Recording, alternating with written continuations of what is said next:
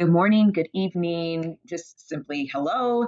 I am Omari, the greatest storyteller, and I am going off the cuff. It is August 2nd, 2024. It is now 1:11 a.m.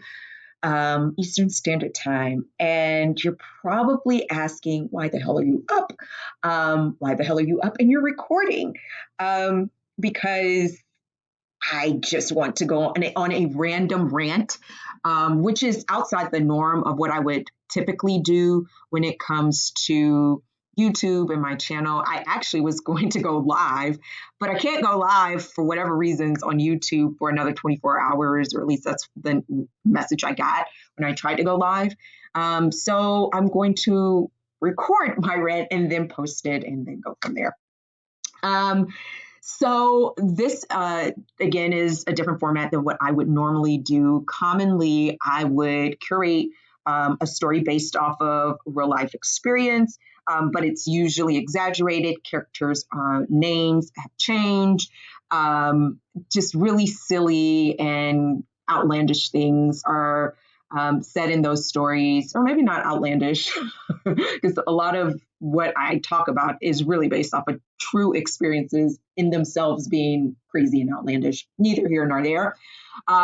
Tonight is different. Like I'm just flowing off the dome because of a true event that happened in my life recently. But nothing's going to be exaggerated. So here we go. I have been on the pursuit to find a new job, not necessarily a new career. Still working in the same industry that I have for almost the last 20 years. And that's health and welfare. So by trade, I have a background in consulting and building or architecting comprehensive, competitive total reward programs. So, simply put, because sometimes I have a proclivity to talk as if I'm sitting in front of a CEO, or not. That's going to be relevant. That comment is going to be relevant later here in a moment. But simply put, it's just your benefit programs where you work, right? I was the person who was putting together that benefits program. I would design, or not design, but put together the type of medical offerings and dental offerings and vision offerings and so on and so forth. And so I've been interviewing with a litany of different organizations to get back into corporate so that I can continue to lead from a health and welfare perspective. So that's the 30,000-foot view, right? I recently went through 10 interviews with one company and was told by the head of I believe he's the head of the Southeast region or the East region, I can't remember. Kind of want to put all of this behind me after this rant. So anyway, but he literally said to my face, I like you, I like you, but I don't think you're ready to sit in the seat of the leader for crafting or building out comprehensive total reward programs, describing or explaining this to C-suite employees, like it being truthful in how he felt. Now, I'm not upset that he had his opinion, though I didn't agree with it, because my career is indicative of me being able to sit in front of senior leadership, executive leadership, and make the case for, said total reward programs. But that's how he felt. What was befuddling to me was no one saw that along the way, right? We're talking about 10 fucking interviews. And it took one person to, I guess, come to the revelation or see that I just wasn't the right fit for the position that I was interviewing for. And so it, I guess for me, became this thing of just why? Like, why go through all of that for the consolation prize of loser? Because, I got nothing out of it, but, I like you. I think you're great, just not great for this. Like, it just made no sense to me. And then, here's the interesting part to me, where he goes on to further pacify my feelings, and saying, but there are other jobs. We're a large organization. We have, a ton of jobs that might be good, or a good fit or a better fit for you. And I can't help but to think, okay, what is he implying here? Because I was going out for a pretty senior role, and I'm trying to think to myself, what other fucking job would there be? Are you suggesting in your own way that I take a lower level job? Because that's not going to happen. Or a black job. No, I'm joking. The whole black job conversation that's happening right now. Anyway, the point is, I want to appreciate the fact that, they called me back as many times as they have, to get a feel and, appreciate my experience and my background and just me as a person, right? Because I'm going to always be my authentic self. But to hear that level of feedback, criticism, whatever you want to call it, in your own way, just listening to this quick snippet of me bitching. It was just weird to me. It was weird to me, that, I went through this really long drawn out process, and it came down to the bitter end where, someone flat out said, I can't put you in this position for all intents and purposes. And, and then on top of that, just saying, oh, there are other jobs. And for me, I interpreted that as, you're not good for this higher position, but you may be good for all of these other positions, or not other positions, or all of these other positions, but, something that to me would appear more junior, because again, the role that I was interviewing for was pretty senior. So anyway, the point is, I walked away really disappointed, not angry, not mad, just disappointed, because a part of me was like, damn, after 10 interviews or after 9 interviews leading up to this, you would have thought someone would have said something along the way. But that just wasn't the case. So now here I am wasting time, because I think, like any natural human being, you would say, okay, maybe after the 6th or 7th interview, I'm locking this down. Like this is something that I have in the bag. And so now I'm no longer entertaining other conversations that may come up, because I really believed that, you know what, you called me back for a 7th interview, you really like me. And it just wasn't that. I think I would have not wasted a candidate's time. And this is a large organization. Like, this isn't some mom and pop local community type of organization. Like, they are a global company. And so I don't know. I almost feel like I want to give feedback, but the time to do it was earlier in the week, when I got the news. And so anyway, I'm just frustrated. And then as a believer, so I'm a Christian, I believe in God. I believe Jesus is the Son of God. And I really hold tight to my faith, my morals. I feel like I'm a good person when it comes to being integritous and having upstanding character. I'm not perfect, but I really do take my relationship with God very seriously. So as a part of this faith walk, I go back to God and say, what just happened? Like, what just happened, God?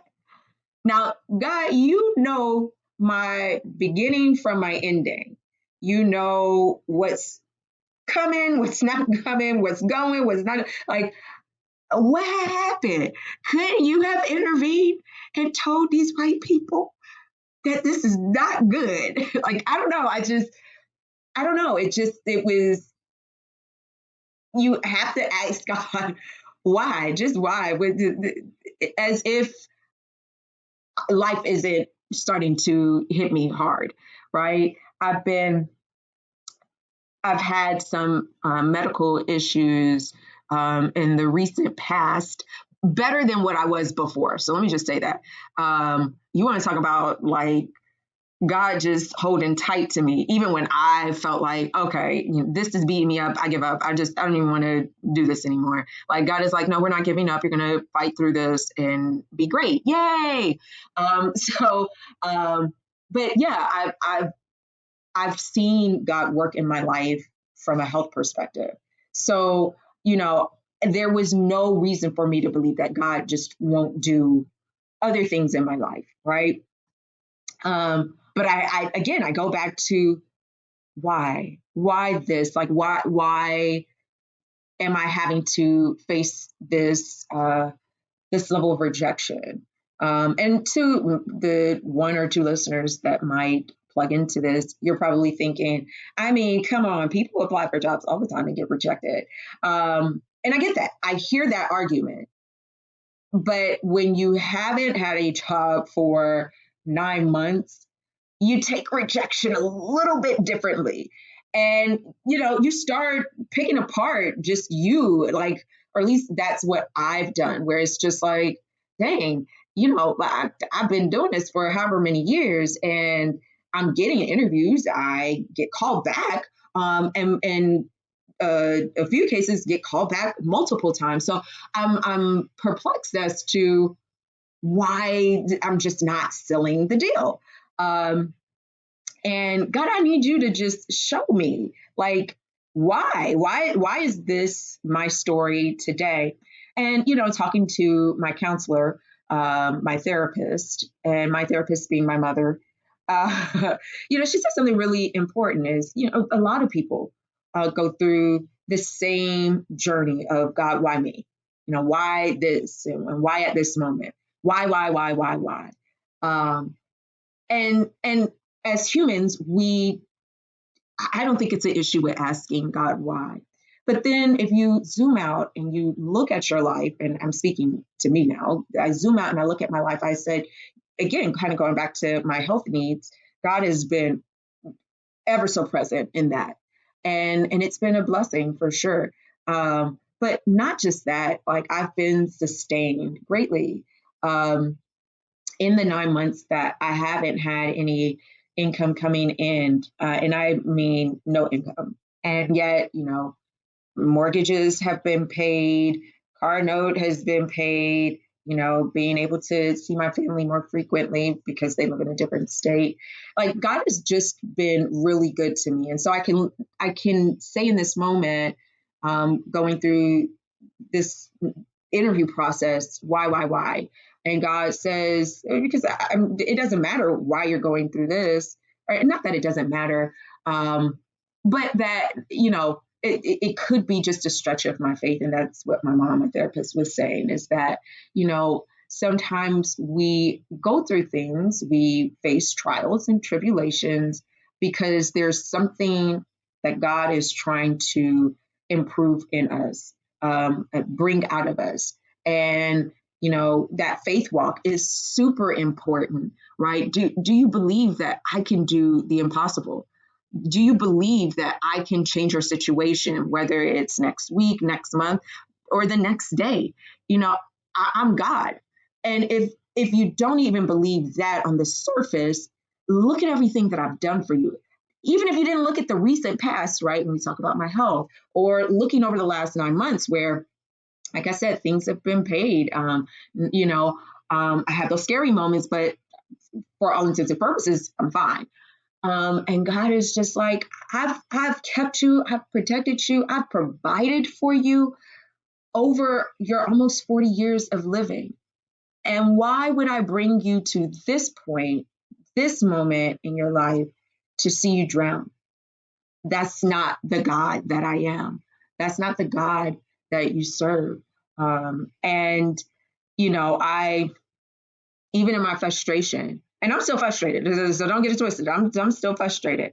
But even in my frustration, it's like I still just cling to God and my faith that, things are going to turn out and turn out good, right? Not that they're just going to turn out, they're going to turn out good. And I'll come back at 1 o'clock in the morning and have a testimony to share versus just a random rant. It literally is random. Like I just couldn't sleep, and I started thinking about, because I didn't even think about it today or, over the last few hours.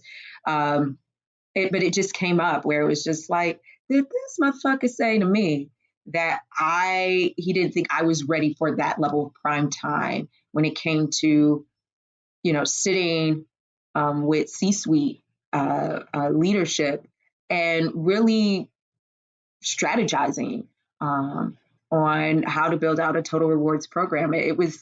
It just, yeah, I have feelings about it, and I'm really not going to go into it. I'm not going to make it a race thing. I think that again was his opinion.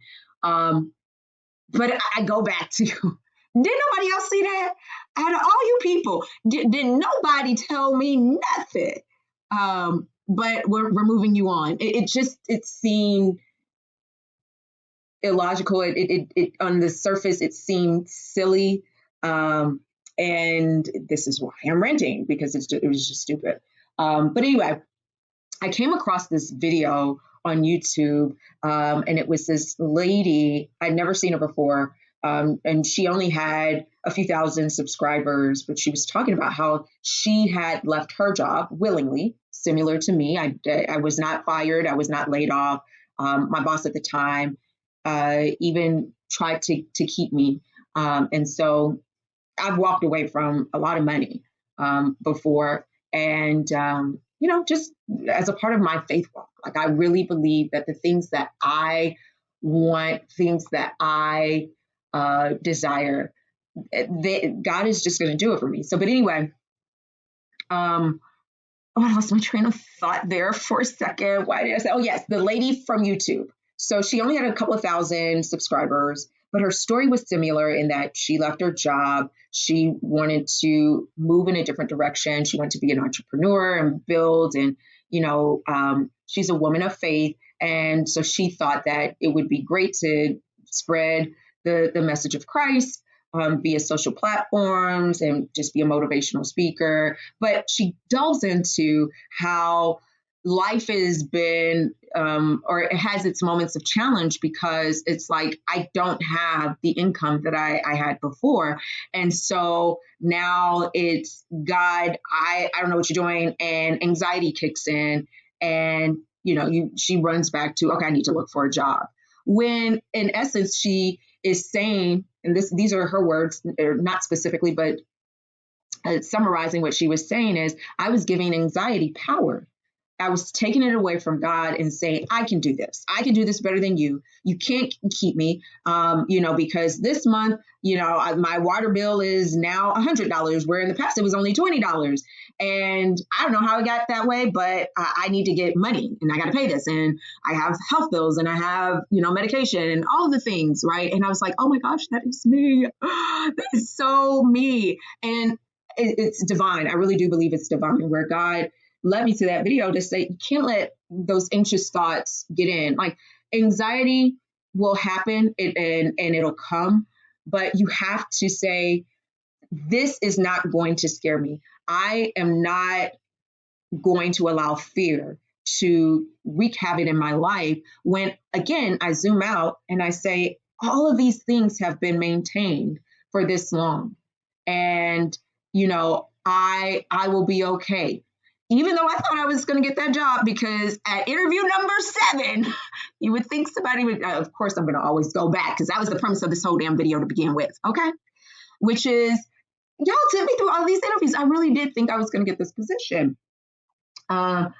And for it to not happen. And then I say, God, I got this, I got that, I got all of the things. Do you see this? Do you understand what I'm going through? And God is like, yeah, oh yeah, I do. You're going to trust me, right? And yeah, I don't have a choice at this point because I am at a loss, right? No, I do have a choice because I can be at a loss, but still understand the power of God. And the intent wasn't to get religious, but my therapist, my great therapist, mom, really helped me to find the silver lining in all of this. And I'll wrap up because I don't want this to be long and drawn out. And that is just trust. I mean, what do you have to lose in trusting God? I've really put a lot of stock and faith in knowing that God is going to continue to keep me.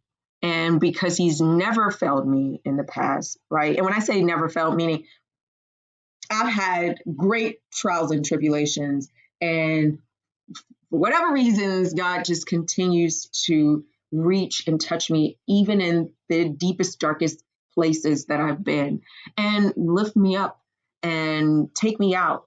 And this is going to sound really weird and crazy.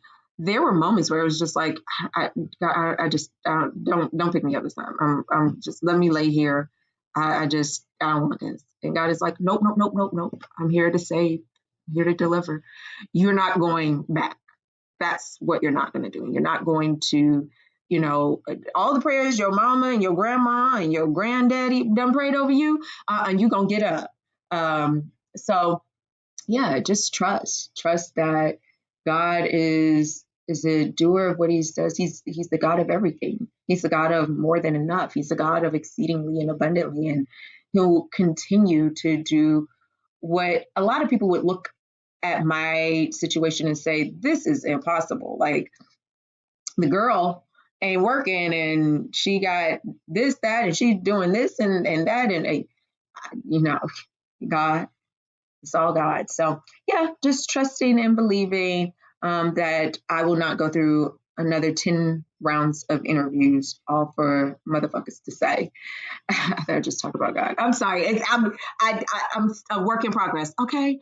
I do love God, but I'm mad. Not mad, but just frustrated that, it's like 10.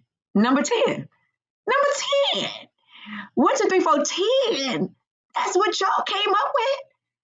So, yeah, God is good, and he will continue to be good even when we're not, right? So anyway, thanks for listening to my rant at 1:38 a.m. in the morning. I will try to go to bed because, I have somewhere to be in the morning. Not, no, I don't have anywhere to be in the morning, but I do get up and keep myself busy throughout the day. Anyway, toodaloo, talk to you guys soon. Bye.